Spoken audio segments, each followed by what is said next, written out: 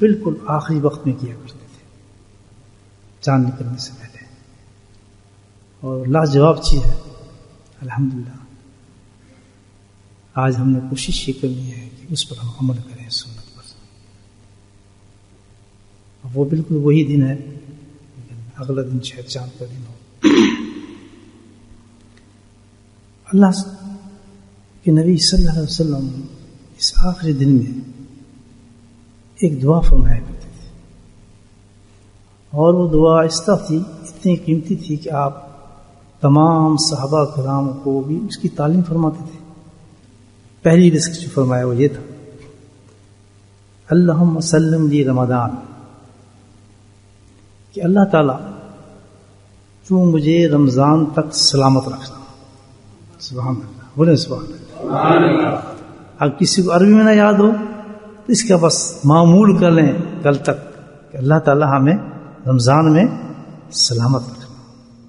اب سلامت بہت بڑا لفظ ہے، یعنی رمضان تک ہمیں پہنچا دینا ہے، اور کوئی بیماری بھی نہ ہو، کوئی خطرہ بھی نہ ہو، کچھ معاملہ بھی نہ ہو، ہم سلامتی کے ساتھ ہمیں رمضان تک پہنچا دیں۔ پہلا رزق تو کور ہو گیا۔ دوسری دعا فرمائی کہ اللہ، بس دوسری دعا کے اندر فرماتے ہیں وسلم رمضان علی، کہ جس طرح پہلے فرمایا کہ مجھے رمضان کے لیے سلامت رکھنا، فرمایا وسلم رمضان علی، یا اللہ رمضان کو میرے لیے سلامت رکھنا۔ یعنی مجھے رمضان تو مل گیا، اب رمضان کو سلامت کیسے رکھیں؟ اس میں مجھے نیک اچھے عمل کرنے کی توفیق دینا، کسی عمل میں مجھے سستی نہ آئے۔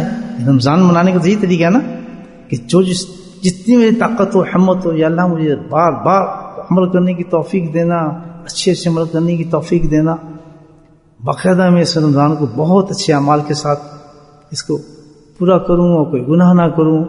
اس کے لیے دعا فرمائی کہ بس وسلم لی رمضان، رمضان کو میرے لیے سلامت فرمائی۔ تیسری دعا فرمائی وسلم لما تقبل، سبحان اللہ، کہ جب میں عمل رمضان میں بھی پہنچ جاؤں اور میں اچھے عمل بھی کر لوں تو تیسری التجا اللہ تعالیٰ تجھ سے یہ ہے کہ تم میرے سارے اعمال کو قبول بھی فرما لینا۔ تو یہ ایک دعا ہے دوستو، الحمدللہ ہمیں اس دعا کا اہتمام کرنا چاہیے۔ سبحان اللہ، رجب کے لیے بھی برکت، شعبان کے لیے بھی برکت، اور رمضان کے لیے بھی برکت۔ آخر برکت ہے کیا چیز؟ اتنی بڑی چیز ہے برکت دوستو، اتنی بڑی چیز ہے کہ اگر ہمارے کسی بھی عمل میں، افعال میں، زندگی میں، گھر میں، بال میں، اولاد میں برکت نہ ہو تو مٹی ہے۔ سارا کھیل جو ہے کس سے ہے؟ برکت سے۔